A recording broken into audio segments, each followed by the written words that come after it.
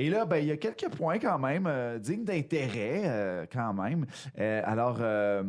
On va commencer tout de suite avec la nomination de 2 nouveaux membres au sein du comité consultatif d'urbanisme. Oui, on avait des postes à renouveler, puis on était en appel d'offres là, via les journaux et tout ça. Puis finalement, c'est Junior Éric Tappé qui va prendre un des postes et Mario Brunet qui prend le deuxième poste. Alors, un retour à Mario Brunet, je te dis qu'il n'y aura pas besoin de faire un gros tour de roue pour comprendre l'urbanisme de la ville puis l'historique. Fait que c'est vraiment le fun. Ben oui, puis aussi Junior, qui est animateur ici aussi, qui s'implique, qui se rapproche. Il était là aussi aux échanges lors des élections. Un gars qui veut s'impliquer, donc merveilleux. Oui, il fait beaucoup de commentaires, très impliqué, très critique.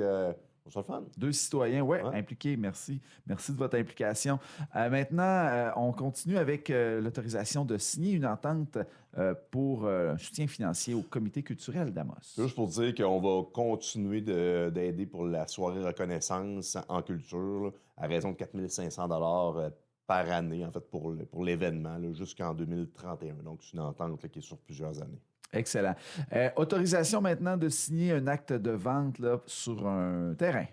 Bien, ça, c'est la phase 1 du parc industriel qu'on a réalisé il y a environ 2 ans. Il y a des terrains qui sont en construction présentement. Il y a un terrain qui est vendu. Il y en a un nouveau qui va être vendu. Il y en a encore quelques-uns à vendre. Ça, c'est la phase 1. La phase 2 va être inaugurée. On a hâte, là. On a hâte, là. Il y a des raisons quelques petits reports, là, qui ont fait qu'on a dû reporter, mais ça reste que ça vient permettre de jointer là, le centre-ville là, avec le parc industriel. Il y a aussi des terrains disponibles dans ce coin-là. C'est vraiment beau. J'ai hâte de vous présenter tout ça.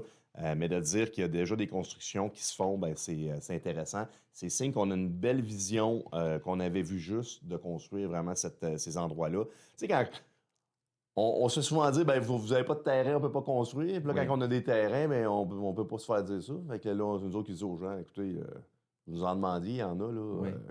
Puis en même temps, les frais sont quand même raisonnables, puis le secteur est vraiment magnifique. Oui, absolument. Maintenant, on poursuit avec un support pour les soirées vins et saveurs de l'UQAT. Ben, c'est pour la fondation de l'UQAT. On crée du financement. Nous, on a vraiment un satellite intéressant de l'UQAT à Amos. On a la volonté de développer un campus. Il y a des choses qui s'en viennent. C'est super intéressant. Ils font des grandes campagnes de financement. Leur soirée de vin et saveurs fait la tournée des différentes MRC. Cette année, ce sera chez nous. On a décidé d'être un partenaire là, pour montrer que la ville est présente. Là. C'est un partenaire quand même à 4 000 $. Puis on invite les gens là, à remplir la salle. C'est une très bonne cause. Puis pourquoi pas les gens d'Amos et de notre MRC de donner pour la fondation quand c'est leur tournée. Parce qu'on s'entend là, que quand ça tourne, là, c'est une fois 5 ans. Alors, profitez-en. Oui. Ça j'imagine, c'est à l'automne, ça? C'est le 25 septembre. Oui, 25 septembre. Bon, ben, on va mettre ça dans notre agenda. Maintenant, on a adjudication d'un contrat à la suite d'une demande de prix par invitation pour l'acquisition d'une camionnette. Bon, ben les camionnettes, on en a plusieurs. Là, fait qu'on a une bonne rotation. On en achète une autre. Il y a Soma qui a soumissionné, puis Tardy GM. Finalement, ça va être Tardy GM qui va nous l'offrir là, pour un montant de 52 000 $. Excellent. On continue avec des contributions financières, là, des ententes là, qui ont été signées au niveau de développement économique. Bon, on avait budgété un montant d'argent pour des projets de développement économique, comme on faisait à l'époque. Là. Bon, il y a les façades, mais il y a aussi vraiment le développement économique. Et là, il y a 3 entreprises là, qui se sont qualifiées. Là. Il y a Esthétique Raymond Saint-Pierre qui va recevoir 7 500. Il y a Capel et Malcommode là, qui a acheté Pignon sur rue à Amos, qui a fait une salle, c'est magnifique là-dedans. On va leur donner aussi 7 500. Puis il y a Studio Celsius là, qui développe là, une plateforme en ligne de yoga show. Là, puis là, je ne veux pas trop en dire pour ne pas me mélanger. Là. Je vais aller les rencontrer quand ça sera en place. Mais on va leur donner 2 500 $. Parfait, ça. Maintenant, quand même un point important, parce que je connais un peu les dessous, les coulisses du travail qui peuvent être demandées à ce niveau-là. C'est que vous avez adopté la politique familiale et des aînés 2026-2031. Bien, une municipalité, là, pour avoir une espèce de vision d'ensemble, puis qu'on puisse faire étape par étape des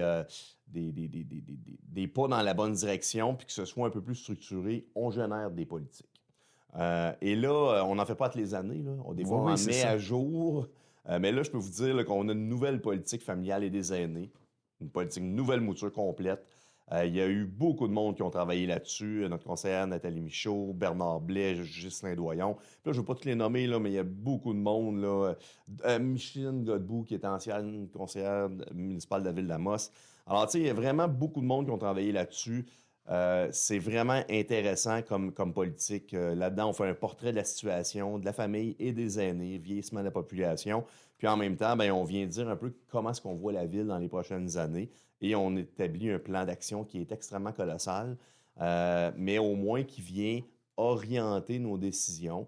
On ne fera pas tout ça là, du jour au lendemain, mais au moins c'est un cadre de référence qui dit, ben voici vers où la ville d'Amos veut aller. Et ce qui est beau, c'est qu'il y a beaucoup de monde qui ont travaillé là-dessus. Et c'est la fameuse vision qu'on souhaite que nos politiciens ou nos administrateurs aient, justement. Puis ça vient des citoyens, là. Bien, ça vient des citoyens, ça vient de consultation publique. Il y a vraiment un fameux travail qui a été fait là-dedans. C'est très sérieux.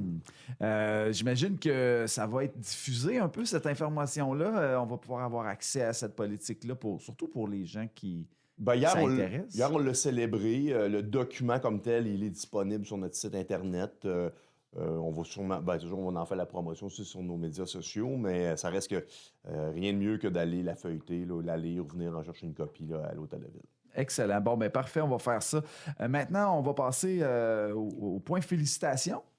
Oui, quelques félicitations. On a Jérôme Gauthier là, qui a participé au championnat canadien de cyclisme sur route. Ça s'est tenu là, du 25 au 28 juin en Beauce, alors on tient à le féliciter. On va féliciter aussi, bien sûr, les gens qui ont œuvré au festival H2O. La 19e édition, bénévoles, organisateurs, les gens qui ont participé. Quelle belle édition. La température est au rendez-vous. Alors, grandement apprécié. Moi, j'en ai profité allègrement en famille avec les enfants, mes ados, les spectacles. C'était magnifique. On va aussi féliciter 3 pompiers qui ont participé à la course Express H2O. Moi, je l'ai faite, là. J'ai fait mon petit 5 km, là. Mais eux, on a Zachary qui a fait la course, mais avec son habit de combat de pompier. 5 km, il y avait un peu d'aide pour soutenir là, les bonbonnes, tout ça, là, mais quand même fait un 5 km. Là.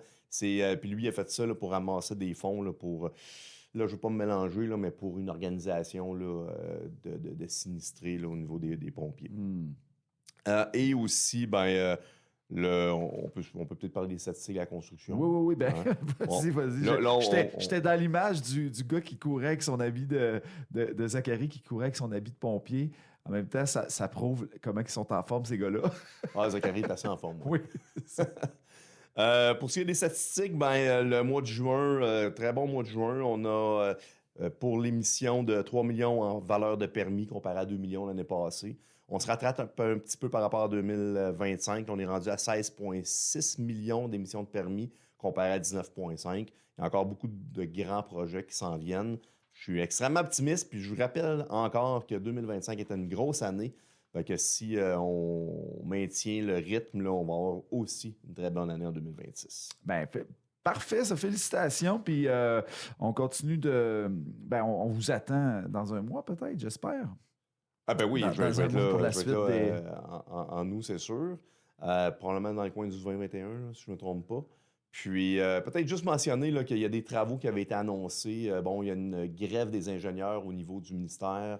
Ça, c'est pas évident. Là, on est en attente sur certains projets, on est en attente sur certains CA. Ça cause plusieurs casse-têtes. Entre autres, on avait un gros projet de fermeture et d'ouverture de cellules au LET. Mais là, on va être créatif, on travaille le dossier, on suit ça comme il faut. Il faut comprendre là, que, avec la dissolution du Conseil des ministres, puis la période estivale et la période électorale, c'est pas évident là, de régler des dossiers politiques. Là. Mais ça reste que on veut pas perdre une année de travaux. On espère qu'il y aura des solutions qui seront apportées là, dans les prochaines semaines. Parce que là, je le mentionne, parce qu'on avait annoncé, entre autres, l'asphaltage, l'Andrienne, rond-point, tout ça. Ça devrait déjà être commencé, puis là, c'est retardé. Puis on aura l'occasion peut-être de reparler aussi de l'acquisition du Vieux Palais, de la réacquisition du Vieux Palais avec toutes ces nouvelles-là qu'il y a eu. Si tu veux, on peut en Ben, parler. écoute, vite fait, là, on a reçu, la ville d'Amos a reçu une enveloppe de 18,5 millions pour rénover, mettre ça à niveau. Juste pour faire une histoire courte, là, le Vieux Palais appartenait à la ville d'Amos. À chaque année, on mettait au-dessus de 300 000 par année pour l'entretien, rénovation, il y avait tout le temps quelque chose.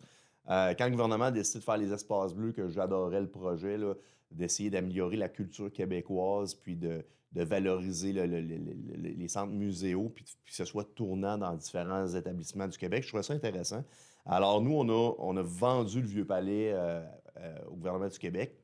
Puis eux, ils ont travaillé les projets d'Espace Bleu, ils ont tout enlevé ce qu'il y avait à l'intérieur du Vieux Palais, ou presque.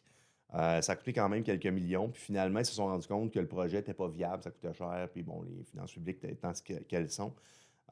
Nous, on recognait à la porte pour nous dire finalement, là, on aimerait ça que vous le récupériez, on a des budgets. Qu'est-ce que vous êtes prêts à faire? T'sais? Puis là, nous, à partir d'un projet qui était rendu à 28 millions, quand on nous en donne à peu près 12 millions, on trouvait que ça n'avait pas de bon sens. Fait qu'il y a eu une grande négociation. Il a fallu que je m'assoie avec les gens de la culture pour leur dire soyez patients, là. On veut que vous réintégrez les locaux, mais pour l'instant, on ne peut pas le faire aux frais non plus des citoyens. Là. On était déjà fonctionnels avant. Non, c'est ça. Fait que, tu sais, il y a eu une grande négociation. Mme Blais a travaillé fort. On a tous travaillé fort. Puis finalement, on arrive avec un montant d'argent intéressant pour pouvoir faire la rénovation et la réfection intérieure avec quelques conditions, là, mais c'est quand même de l'argent qui est dans les coffres de la ville d'Amos. Ouais. Puis on va travailler sur les plans et devis. On va aller en devis de performance. On va donner le contrat.